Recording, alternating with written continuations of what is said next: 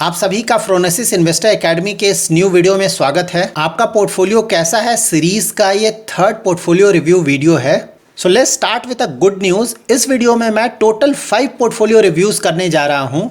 Actually हमारे पास portfolio reviews के काफ़ी मेल आ रहे हैं एंड अनफॉर्चुनेटली हम ज़्यादातर पोर्टफोलियोज़ का रिव्यू नहीं कर पा रहे हैं। दैट्स वाई इस वीडियो में मैंने 5 पोर्टफोलियो रिव्यूज़ किया है एंड नेक्स्ट वीडियो में भी मैं 5 पोर्टफोलियो रिव्यूज़ करूंगा। सो आई होप कि ये पोर्टफोलियो रिव्यूज़ आपके लिए हेल्पफुल होंगे। जब भी हम किसी इन्वेस्टर का इन्वेस्टमेंट प्लान बनाते हैं या उसका पोर्टफोलियो रिव्यू करते हैं तो उसके लिए हमें उस इन्वेस्टर के रिस्क प्रोफाइल के बारे में जानकारी होना जरूरी होता है। किसी भी इन्वेस्टर के रिस्क प्रोफाइल को जानने के लिए कुछ बेसिक डिटेल्स चाहिए होते हैं, लाइक उस इन्वेस्टर के गोल्स क्या हैं और उन गोल्स को भी हमें short term and long term में डिवाइड करना होता है। साथ ही हमें यह भी जानना होता है कि इन्वेस्टर का इन्वेस्टमेंट होराइजन क्या है, दैट इज वो कितने सालों तक इन्वेस्टमेंट करना चाहता है। उसका रिस्क एपेटाइट क्या है, दैट इज वो कितना ज्यादा रिस्क ले सकता है।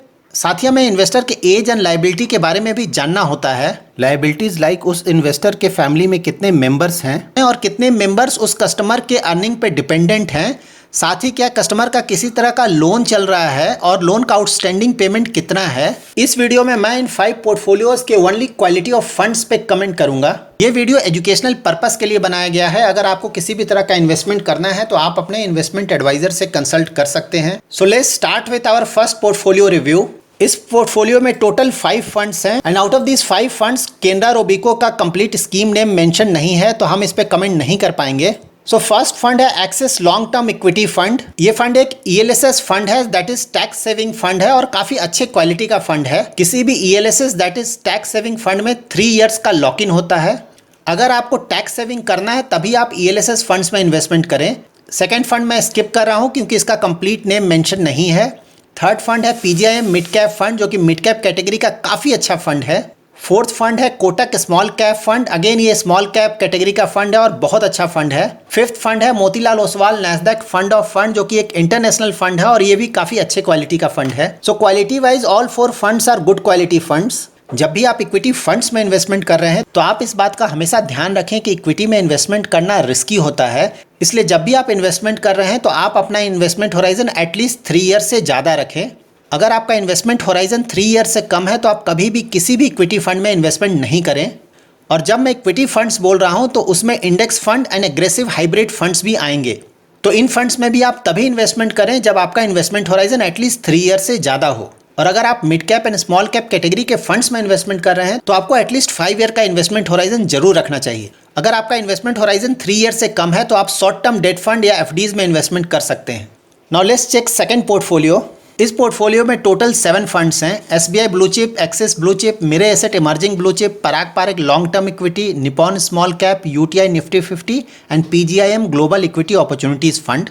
सो out of this 7 funds only SBI blue chip fund को आप रिव्यू कर सकते हैं। Rest all 6 funds are good quality funds. और PGIM India global equity opportunities fund एक ग्लोबल फंड है और रिलेटिवली रिस्की फंड है। तो अगर आपका रिस्क एपेटाइट ज़्यादा है और इन्वेस्टमेंट होराइजन 5 ईयर से ज़्यादा है तभी आप इस फंड में इन्वेस्टमेंट करें। इस पोर्टफोलियो में लार्ज कैप स्टॉक्स काफ़ी ज़्यादा हैं, like SBI blue chip and axis blue chip दोनों ही लार्ज कैप कैटेगरी के फंड्स हैं। Mirae asset emerging blue chip fund large and mid cap category का फंड है तो इसमें भी लार्ज कैप स्टॉक्स काफ़ी ज़्यादा हैं। और साथ ही UTI निफ्टी 50 में भी लार्ज कैप स्टॉक्स हैं। सो out of SBI blue chip, Axis blue chip and UTI Nifty next 50 हम 1 और 2 फंड को रिमूव कर सकते हैं एंड दैट वे हमारा टोटल नंबर ऑफ फंड्स भी 5 to 6 हो जाएगा which is ideal for a portfolio. और अगर आपको SIP अमाउंट इंक्रीज करना है तो आप उन्हीं 5-6 फंड्स में एडिशनल इन्वेस्टमेंट कर सकते हैं। So now let's go to third portfolio.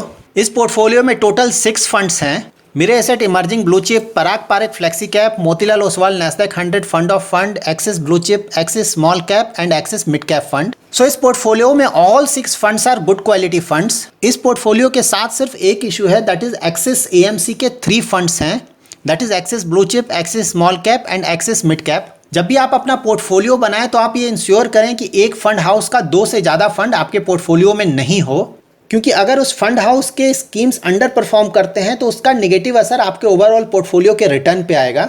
और अगर आप एक्सिस AMC का परफॉर्मेंस देखें तो लास्ट 1.5 ईयर से उनका परफॉर्मेंस अच्छा नहीं रहा है। सो out of these 3 axis schemes आप 1 स्कीम अपने पोर्टफोलियो से रिमूव कर सकते हैं और जो भी एडिशनल अमाउंट है वो आप रेस्ट 5 स्कीम्स में इन्वेस्ट कर सकते हैं। अभी इंडियन इक्विटी मार्केट्स में बुल रन चल रहा है, तो अभी हम जो भी इन्वेस्टमेंट कर रहे हैं उस पर हमें अच्छा रिटर्न्स मिल रहा है। लेकिन आप ये बात भी हमेशा ध्यान में रखें कि स्टॉक मार्केट्स में करेक्शन भी होते हैं। जब भी कोई मेजर करेक्शन होता है उस समय हमारे रिटर्न्स काफी कम हो जाते हैं, और साथ ही किसी ने बुल रन के लास्ट लेग में अगर इन्वेस्टमेंट किया है तो उसका प्रिंसिपल भी कम होने के चांसेस होते हैं। दैट्स व्हाई आप इक्विटी में तभी इन्वेस्टमेंट करें जब आप थोड़ा रिस्क ले सकते हैं और आपका इन्वेस्टमेंट होराइजन लॉन्ग टर्म का है। Now let's move to our fourth portfolio. इस पोर्टफोलियो में टोटल 7 फंड्स हैं। HDFC index Sensex fund, Parag Parekh flexi cap, Mirae asset emerging blue chip, Mirae asset tax saver, Axis small cap, Axis growth opportunities fund and Motilal Oswal Nasdaq 100 fund of fund. Out of these 7 funds, Axis growth opportunities fund एक relatively new fund है। So going ahead आप इस fund का periodic performance review जरूर करें।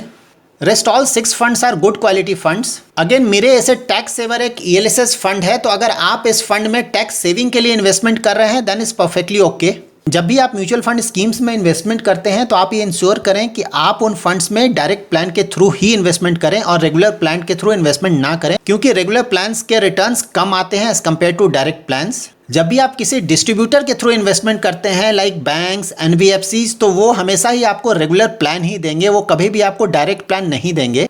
अगर आपको किसी फंड के डायरेक्ट प्लान में इन्वेस्टमेंट करना है तो या तो आप डायरेक्टली म्यूचुअल फंड कंपनी से डायरेक्ट प्लान खरीद सकते हैं, या फिर आप डिस्काउंट ब्रोकर्स के थ्रू भी डायरेक्ट प्लान्स खरीद सकते हैं लाइक जीरोधा एंड ग्रो।